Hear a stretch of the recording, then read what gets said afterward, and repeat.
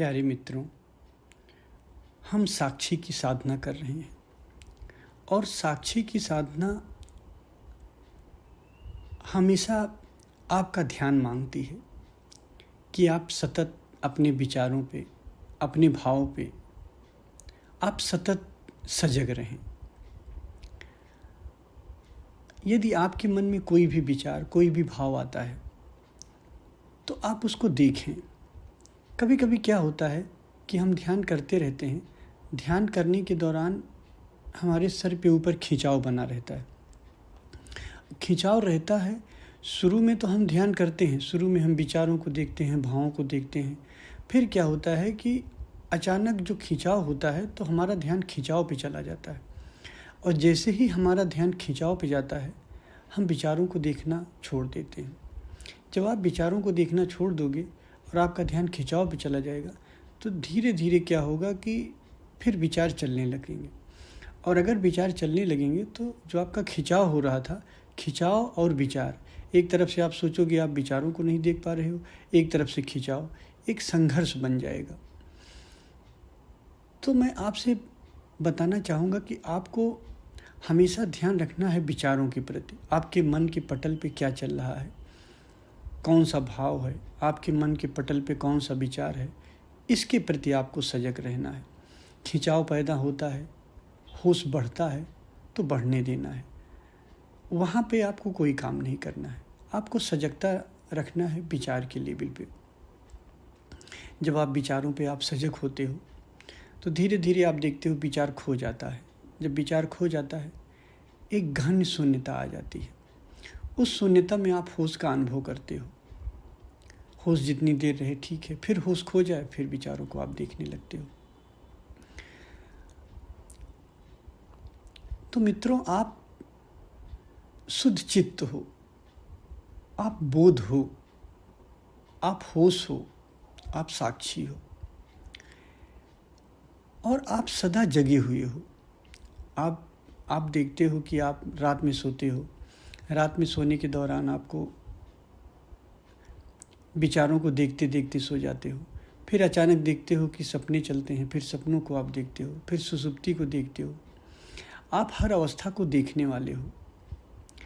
जो रात में सपने देखता है वो भी तो आप हो, और सुबह उठ के आप कहते हो बहुत अच्छी नींद आई, तो जिसने सुषुप्ति को देखा वो भी तो आप हो। और चलते फिरते जो जागृत अवस्था को देख रहा है वो भी तो आप हो। तो आप तीनों अवस्थाओं को देखते हो, जागृत, स्वप्न और सुषुप्ति, तीनों अवस्थाओं को देखने वाले एकमात्र साक्षी हो। उसी साक्षी में आपको सतत रहना है।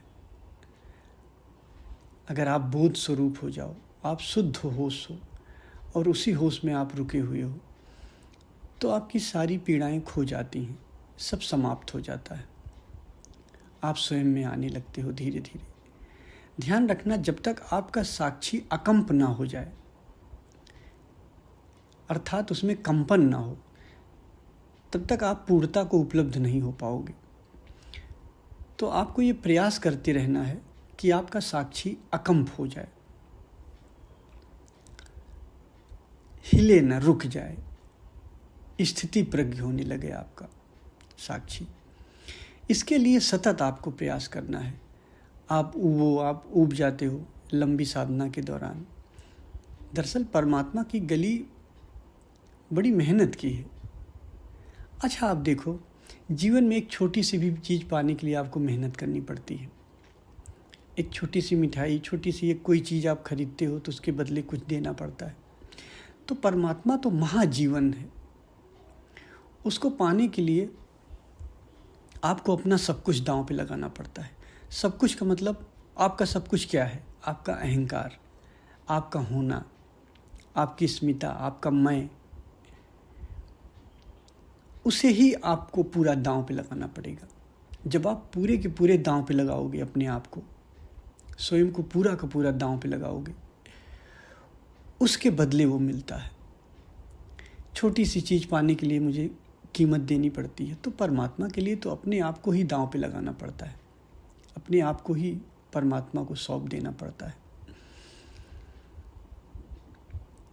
कुछ लोगों ने हमसे पूछा था कि क्या भक्त की परमात्मा से बात होती है? नहीं, जब तक भक्त होता है तब तक परमात्मा नहीं होता है, और जब परमात्मा होता है तो भक्त खो जाता है। इस तरह से कभी बात नहीं हो पाएगी। जब तक आप हो, जब तक तुम्हारा होना है, तब तक परमात्मा नहीं है, और जब परमात्मा नहीं है तो तुम नहीं हो। तो तुम कभी उसके आमने सामने आ नहीं पाते हो।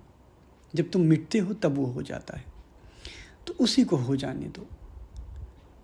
इस तरह की विभूतियों से जो कहते हैं, कुछ लोग कहते हैं कि मैं देवताओं से बात करता हूँ, परमात्मा से बात करता हूँ, ये सब भ्रम होता है, कल्पित होता है। आप कल्पना में कुछ बना लेते हो, कोई भगवान बना लिए, कुछ बना लिए, तो आप उससे बात करते हो।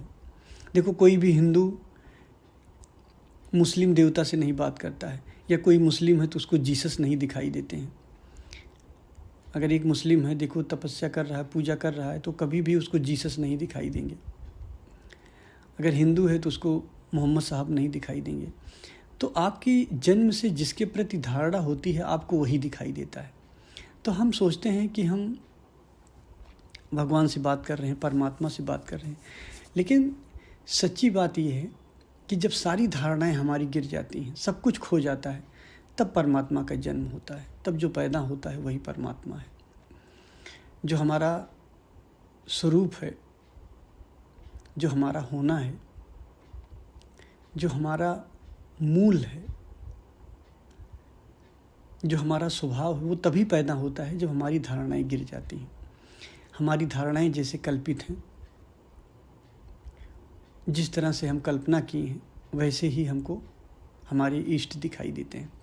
जैसे रामकृष्ण परमहंस थे, उनको काली दिखाई देती थी, काली भी कल्पना थी।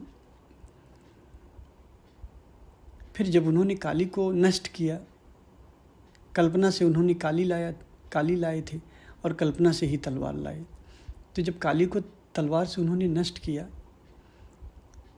तो रामकृष्ण परमहंस के मुंह से सबसे पहले बात जो निकली थी वो थी कि आखिरी बाधा गिरी। तो जो आपकी कल्पना है वो भी बाधा है। कोई भी कल्पना जब तक आपके भीतर है, तब तक आप सत्य का दर्शन नहीं कर पाते हो। जब आपकी सारी कल्पनाएं गिर जाती हैं, सब कुछ गिर जाता है, सब कुछ गिर जाता है, कोई भी कल्पना नहीं रह जाती है। जब आप एकदम कोरे हो जाते हो, तब असली स्वभाव का दर्शन होता है, जिसे हम परमात्मा कहते हैं, जो आपका मूल स्वभाव है। तो ज़्यादा से ज़्यादा आप सजग रहने का प्रयास करो, आप साक्षी रहने का प्रयास करो, आप होश में रहने का प्रयास करो। जितनी ज़्यादा आप होश में रहने का प्रयास करोगे, उतनी ही जल्दी आप आत्मध्यान बेसिक की तरफ पहुँचोगे। वो सौभाग्य आपको प्राप्त होगा कि मैं आपको आत्मध्यान बेसिक दूँ, स्थिति प्रज्ञ ध्यान दूँ, आप स्वयं में स्थित हो। तो प्रिय आत्मन, चलते फिरते उठते बैठते सिर्फ और सिर्फ होश बनाए रखो। क्या घट रहा है, क्या हो रहा है, हर स्थिति के प्रति जागरण बनाए रखो, ताकि एक न एक दिन आप अपने प्रति जागो। आप जानो कि आप कौन हो, आप अपनी पहचान को पालो। आप बहुत ही निम्न हो गए हो, एकदम दीनहीन हो गए हो, ऐसा आप समझते हो। आप सम्राट हो, लेकिन दीनहीन का सपना देख रहे हो। मैं एक कहानी पढ़ रहा था, उसमें एक व्यक्ति एक छोटा सा जब चीता था, टाइगर था, उसको पाल लिया था। शेर था, शेर को पाल रखा था। तो शेर एकदम शाकाहारी हो गया था, वही दूध रोटी सब कुछ खाता था। एक दिन उसका मालिक बैठा हुआ था और उसके पैर से खून निकल रहा था, कहीं चोट आई रही होगी। तो वो क्या करता था, जैसे शेर क्या करते थे, तो मालिक के पास बैठता था, उसको चाटता था।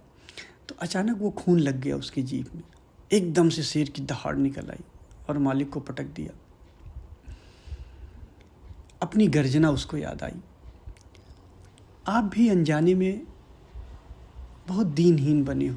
आप स्वप्न देख रहे हो, आप परम चैतन्य हो, आप साक्षी हो, आप स्वप्न देख रहे हो। इस स्वप्न से जागो, आप अपने मूल में आओ, ताकि वो दहाड़, वो गर्जना आपसे भी निकले। इसलिए सदा सजग रहो, ज़्यादा से ज़्यादा सजग रहो, होशपूर्ण रहो। यही मेरा आपसे निवेदन है। धन्यवाद।